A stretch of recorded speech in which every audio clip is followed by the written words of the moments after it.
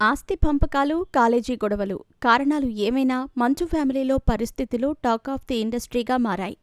మనోజ్, మోహన్ బాబు ఒకరిపై ఒకరు కేసులు పెట్టుకోవటంతో విషయం పోలీస్ స్టేషన్లు దాటి కోర్టుల దరికి చేరింది. ఈ మధ్యలో జర్నలిస్టుపై దాడితో మోహన్ బాబు మరో వివాదంలో చిక్కుకున్నారు. పోలీస్ స్టేషన్, కోర్టుల చుట్టూ తిరుగుతూ మోహన్ బాబుకు ఈ విషయంలో మనశ్శాంతి లేకుండా పోయింది. ఓ సాధారణ వ్యాయామ ఉపాధ్యాయకుడిగా కెరీర్ ప్రారంభించిన మోహన్ బాబు తెలుగు చిత్ర పరిశ్రమలోని అగ్రనటుల్లో ఒకరిగా, నిర్మాతగా ఎదిగారు. వందలాది చిత్రాల్లో నటించిన అరుదైన నటుడిగానూ గుర్తింపు తెచ్చుకున్నారు. నటనతో పాటు ఆయన బేస్ వాయిస్, డైలాగ్ డెలివరీకి సెపరేట్ ఫ్యాన్ బేస్ ఉంది. పేజీల కొద్దీ డైలాగ్స్ను గుక్క తిప్పుకోకుండా సింగిల్ టేక్లో చెప్పగలగటంలో మోహన్ బాబు సిద్ధహస్తుడు. స్వతహాగా మోహన్ బాబు మంచి మనిషిని ఇండస్ట్రీలో వినిపించే మాట. కాకపోతే ముక్కుసూటితనం, మనసులో ఉన్నది కుండబద్దలు కొట్టడం వంటి వాటితోనే ఆయన ఎక్కువగా వివాదాల్లో చిక్కుకుంటూ ఉంటారు. నిర్మాత బావుంటే ఇండస్ట్రీ బావుంటుందని నమ్మే వ్యక్తి మోహన్ బాబు.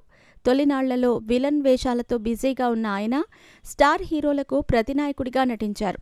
విలన్ క్యారెక్టర్లంటేనే తనకు ఎంతో ఇష్టమని పలుమార్లు చెప్పారు కూడా. అన్న నందమూరి తారక రామారావుకు వీరాభిమాని అయిన మోహన్ బాబు తన అభిమాన నటుడితో కలిసి నటించటమే కాదు, ఆయనతో సినిమా కూడా నిర్మించి తన కోరిక తీర్చుకున్నారు. నందమూరి కుటుంబానికి అత్యంత సన్నిహితుల్లో మోహన్ బాబు కూడా ఒకరు. ఎన్టీఆర్తో పాటు ఆయన కుమారులు, కుమార్తెలతో కలెక్షన్ కింగ్కి అనుబంధం ఉంది. ప్రత్యేకించి నందమూరి బాలకృష్ణతో సోదరుడిలా మెలుగుతూ ఉంటారు. బాలకృష్ణ హోస్ట్గా ఆహా ఓటీటీలో ప్రసారమవుతున్న అన్స్టాపబుల్ విత్ ఎన్బీకే షోకు ఓ రోజున మోహన్ బాబు, లక్ష్మీప్రసన్న, మంచు విష్ణు గెస్టులుగా వచ్చారు. ఈ సందర్భంగా బాలయ్యతో తమకున్న అనుబంధాన్ని వీరు గుర్తు చేసుకున్నారు. దొంగరాముడు షూటింగ్ సమయంలో జరిగిన ప్రమాదంలో మోహన్ బాబుకు మెడ మీద పెద్ద గాయమయ్యిందని లక్ష్మీప్రసన్న తెలిపింది. హాస్పిటల్ బెడ్ మీద బాలయ్య నువ్వే మా పిల్లలకు దిక్కు అని నాన్న అప్పగింతలు చెబుతూ ఉండటంతో మేము కంగారు పడ్డామని ఆమె వెల్లడించింది. మేం చాలా చిన్న పిల్లలమని, ఆ వెంటనే బాలయ్య మమ్మల్ని బజారు తీసుకెళ్లి బొమ్మలు కొనిచ్చారని లక్ష్మి చెప్పింది.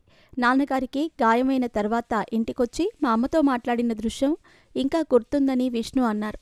ఈ మధ్యకాలంలో ఇలాంటి సంస్కారం ఎవరికీ లేదని, మీరు రావాల్సిన అవసరం కూడా లేదని లక్ష్మీప్రసన్న అనటంతో మనమంతా ఓ కుటుంబమని బాలయ్య చెప్పారు. ప్రస్తుతం వీరి వ్యాఖ్యలు సోషల్ మీడియాలో వైరల్ అవుతున్నాయి.